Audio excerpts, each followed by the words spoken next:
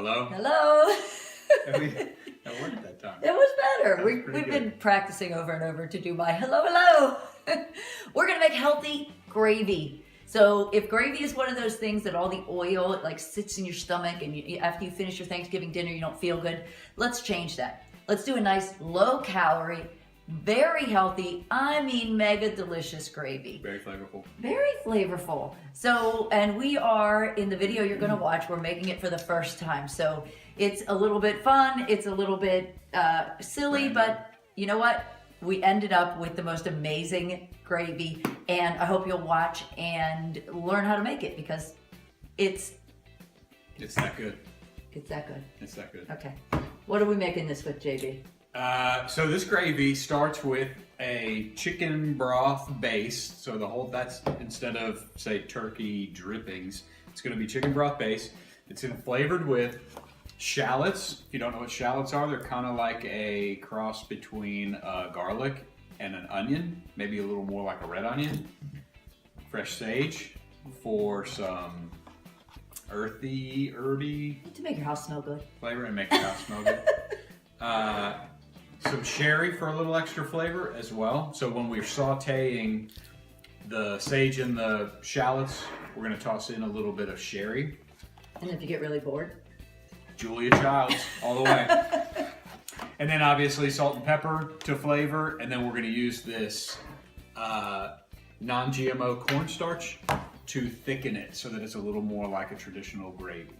so it'll be gluten-free and very low in calories, and it will taste amazing. And we're gonna start by roasting garlic. The whole thing. Yeah, the man. whole bowl. Oh yeah, and your house will smell amazing. It's true. Yes, and so JB's gonna tell us how to roast this garlic. This is going to happen right now. We're gonna go ahead and start with the roasting of the garlic. Our oven is preheated at 400. So we're just going to take the top of this. Garlic is covered with a pretty papery skin. We're going to cut off the top. If you can picture how it is inside here, each one of the cloves is fatter at the bottom. It's connected where the roots are, and then it kind of points at the top and would eventually turn into a little green stalk, like if you picture wild onions or wild garlic. So what we want to do is cut the top of that papery skin off, and you want to get enough of the tops off so that when it's sitting like this and we're roasting it, that all that is open on the top, so that when we can put our oil on there, it's going to actually get down inside each one of those segments. Yum. Olive oil and garlic. Maybe like a quarter to a third. Obviously, if you start kind of less and you don't feel like you got it all, you could go down a little bit further. Push that up close and see. But that's kind of what it looks like. Isn't that? So you can see the tops of that garlic, and then everything else will kind of act like a little boat to hold on to the oil. So we're gonna also put that in a foil square. Did you know that foil has these little tabs on the side? If you push them in with your fingers, when it gets low, you won't pull the roll out. Handy dandy tip of the day from JB. That was free for you.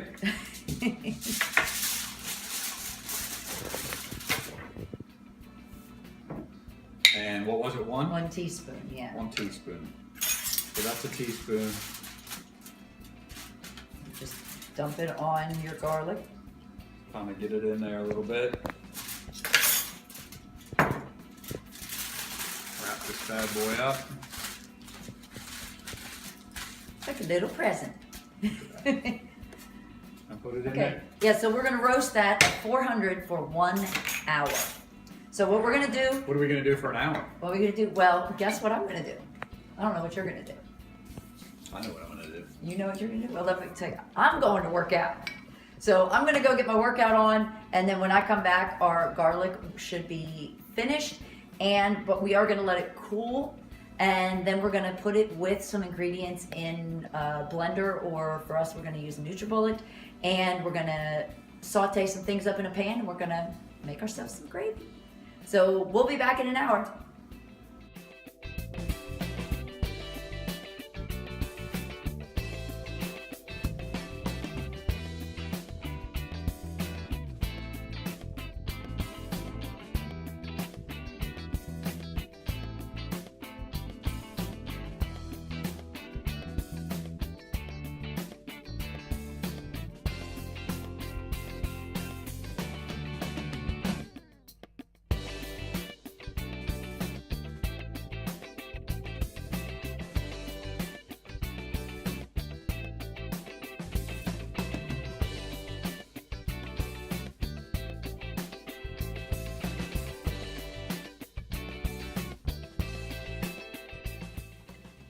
Hey, we're back. Jennifer's holding the camera. She's a sweaty mess because she already told you what she did for the last hour. We're gonna go ahead and do the saute. Yeah, right. We're gonna do the saute of the shallots and the sage in the oil. And then as soon as we get this going and this is fired up, then we're gonna go ahead and blend up the broth. But this is just, what was this, a tablespoon? 2 teaspoons. 2 teaspoons, close to a tablespoon of oil. That pan has been heating up, so we're good to go. The shallots are pretty finely chopped. So those go in. We're gonna add the fresh sage, which is a little bit different than the powdered or rubbed sage. Smells nice. Smells amazing. So we'll get that going, and while that's sitting in there doing its thing.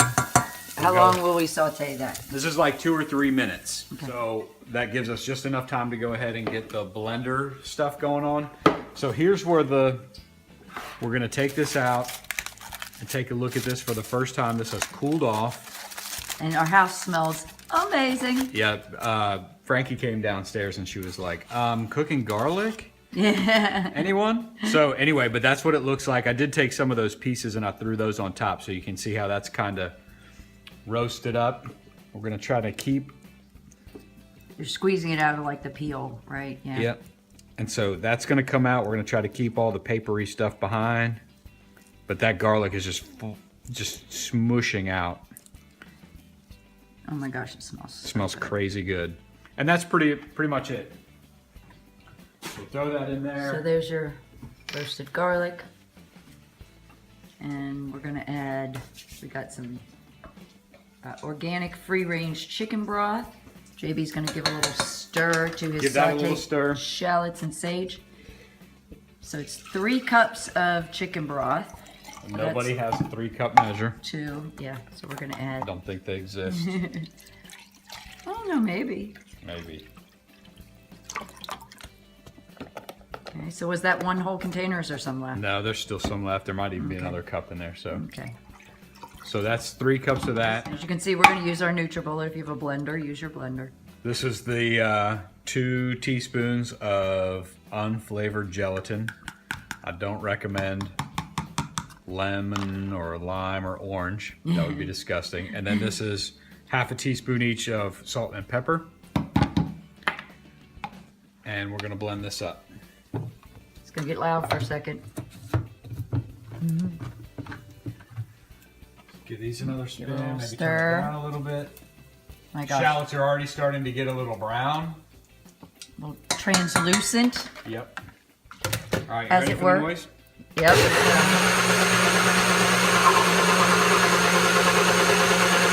A lot of liquid for that,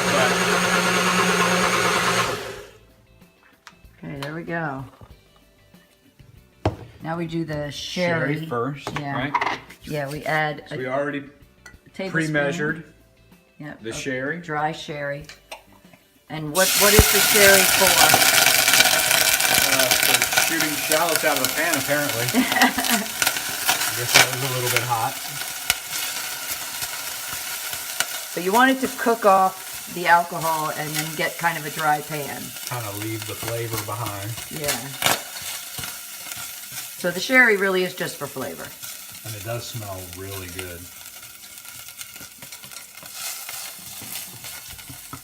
And you're gonna pour in your blended And then- ingredients. Stir 'em, I guess stir them in.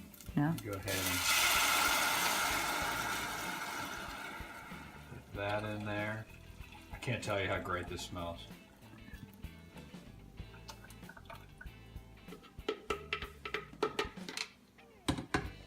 All right. Okay, stir that up and then you want to just get that to a simmer. So then we're gonna take the cornstarch and make the slurry. And when you make a slurry, you have to do cold water and cornstarch. Get cold water. And you have to do equal amounts. And you have to stir it first outside of whatever you're using it for as a thickener, because otherwise it'll get clumpy. So you want to stir it up for about 10-20 seconds. So we've got the broth is simmering now, which is kind of like a boil. except for their boil would be more like a fast and furious kind of boil. Think like boiling your potatoes before you do mashed potatoes or something like this. So this is just kind of on a lower temperature. It's boiling the whole thing. It's got a lot of little bubbles in it. And we're gonna add in the slurry that we made with the cornstarch. I'm gonna give it a little extra stir, kind of wake it up a little bit. And then add that in,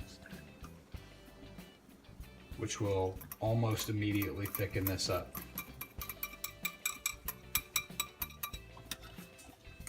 So we'll stir that around. So we're all thickened up and we're ready. How long did it take to get it thick? A couple of minutes. Okay. I mean, really, it was less than a minute before I really started feeling it.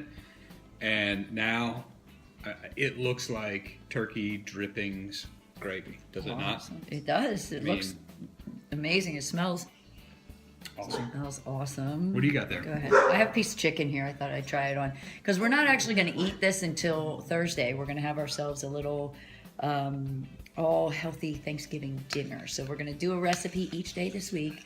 And then on Thursday, we're going to have a turkey breast.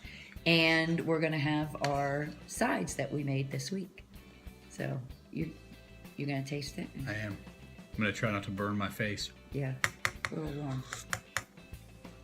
warm. Tastes amazingly garlicky. Oh, yeah. That's flippin' delicious. Oh, yeah, that's yummy. And it's so low in calories that it's on the 21-day fixed food plan. Like I said, 1 teaspoon of nut butter is replaced with 3 tablespoons of this gravy for Thanksgiving. Amazing. Can't beat that. Yep. So tomorrow, cranberry sauce.